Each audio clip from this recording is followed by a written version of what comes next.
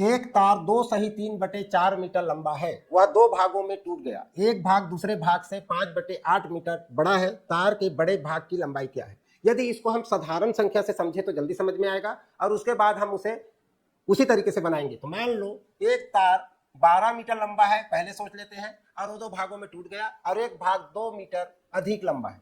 अब 12 मीटर दो भागों में टूटेगा, एक भाग 2 मीटर अधिक लंबा होगा, तो कैसे बनाएंगे? 12 में से 2 घटा देंगे तो ये 10 हो जाएगा, और 10 को 2 भाग में तोड़ देंगे, यानी कि 5 और 5। अब जिसमें 2 घटाए हैं उसको हम जोड़ देंगे उसमें 2 को, तो ये एक भाग 5 और दूसरे भाग 7 हो जाएगा। हो गया 7 5 12, ये 2 मीटर बड़ा भी हो गया। इसी फार्मूला के आधार पर यदि हम भिन्नों के प्रश्न को बनाए, पहले हम समझते हैं उस संख्या से समझ लें, और उसके बाद हम उसको उस फार्मूला से बनाए तो जल्दी बनेगा। तो ध्यान दीजिए, जैसे हमने अभी किया है वैसे ही उसको करेंगे। तो यहाँ पर 2 सही 3/4, 4 दूने 8 और 3 11 बटे कितना होगा, 11/4।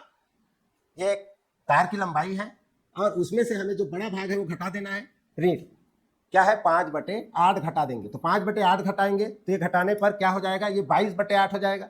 22/8 में से हम 5/8 घटा देंगे तो ये हो जाएगा हमारा 17/8।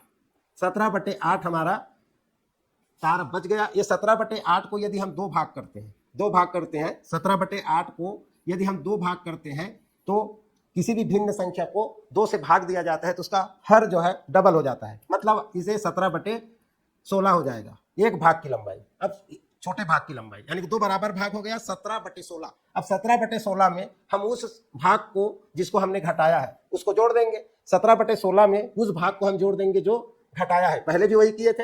अभी 17/16 2 बराबर भागों में बट गया, इसमें हम एक भाग जो घटाया है पहले ही जो बड़ा है उसको हम इसमें जोड़ेंगे तो ये 10/16 हो जाएगा। 10/16 10/16 क्यों किए, क्योंकि हमको इसको जोड़ना है। इधर 16 है हर में, तो इसको भी 16 बनाया, तो ये 5 को 10 बना दिया। इसके बाद ये हो जाएगा 27/16 इसके बड़े भाग की लंबाई होगी। हमने जैसे छोटे संख्या में किया था वैसी भिन्नों में भी करेंगे तो उत्तर हमारा आ जाएगा। उत्तर आपका प्राप्त होता है 27/16, ऑप्शन ए। वीडियो अच्छी लगे तो लाइक सब्सक्राइब जरूर कीजिए। धन्यवाद, जय हिंद।